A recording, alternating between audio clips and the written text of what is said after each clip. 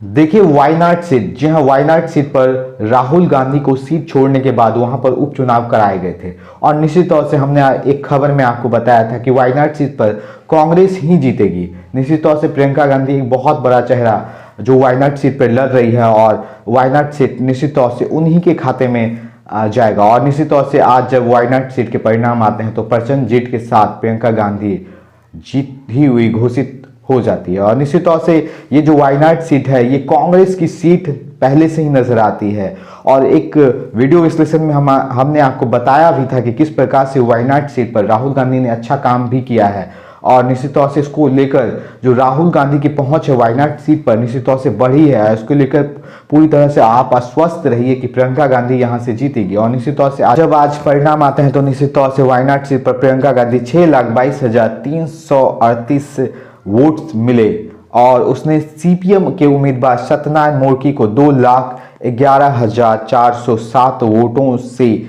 वो जीती। बीजेपी तीसरे स्थान पर यहाँ वायनाड में रही और तीसरे उम्मीदवार जो नव्या हासदा है उनके खाते में 1,09,929 वोट मिले। इस सीट पर गांधी लगातार दूसरी बार जीती है। निश्चित तौर से इस बार 2024 के जो लोकसभा चुनाव हुए थे उस पर भी जो राहुल गांधी है वहां से उम्मीदवार घोषित किए गए थे। हालांकि वो 2 जगह सीट से चुनाव लड़े थे इसलिए उनको एक सीट छोड़नी थी और निश्चित तौर से इस छोड़ने के बाद ही उपचुनाव यहाँ पे कराया गया। और निश्चित तौर से प्रियंका गांधी उपचुनावों में गई, चूंकि प्रियंका गांधी की एंट्री करवाई गई, राजनीतिक एंट्री हो गई और उसके बाद आज परिणाम आए हैं तो निश्चित तौर से प्रियंका गांधी यहाँ से जीती हुई घोषित हो चुकी है। हालांकि कई लोग जो हैं उनमें इंदिरा गांधी की छवि देखते हैं और आने वाले दिनों में आपको प्रियंका गांधी जब लोकसभा में नजर आएगी तो वो किस प्रकार से अपनी जो चीज़ें हैं वो करती हैं और देखने को ये बड़ा दिलचस्प होगा कि चूंकि प्रियंका गांधी को आपने काफ़ी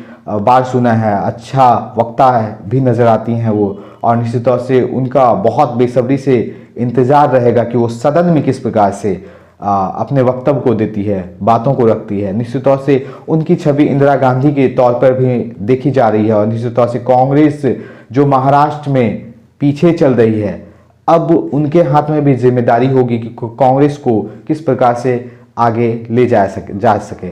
इससे पहले भी वो जो है यूपी के प्रभार में रही हैं और निश्चित तौर से कांग्रेस का जो दिन चल रहा है इस वक्त वो राजनीति में बिल्कुल अच्छा नहीं चल रहा है। बीजेपी से लगातार वो पिछड़ी हुई नजर आती है, चाहे वो लोकसभा चुनाव हो। हालांकि लोकसभा में इस बार उनके परिणाम थोड़े अच्छे आए हैं, लेकिन थोड़े अच्छे आए हैं, ज़्यादा अच्छे नहीं आ पाए हैं। और लेकिन जो बीजेपी से वो लगातार 2014 के बाद पिछड़ती हुई ही नजर आ रही है।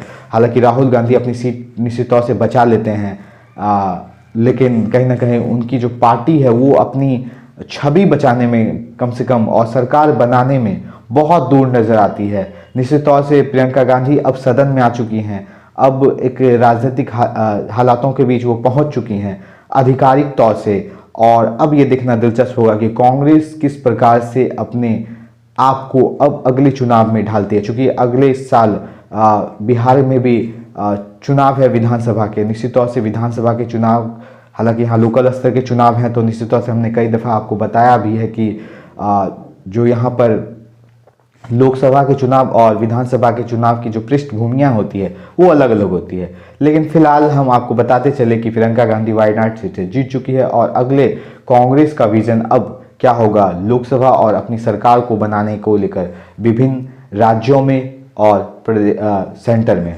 फिलहाल इस वीडियो में इतना ही, लेकिन ऐसे तमाम वीडियोस को पाने के लिए फौरन हमें लाइक कर ले, शेयर कर ले, सब्सक्राइब कर ले। यूट्यूब, फेसबुक, इंस्टाग्राम पर हम उपलब्ध हैं तथा हमारे तमाम सोशल मीडिया लिंक्स को अपने दोस्तों, रिश्तेदारों, परिचितों के बीच शेयर कीजिए, साझा कीजिए, मजबूत बनाइए हमें और अपना बहुत बहुत ख्याल रखिए। बने रहिए हमारे साथ, देखते रहिए कटिहार लाइव।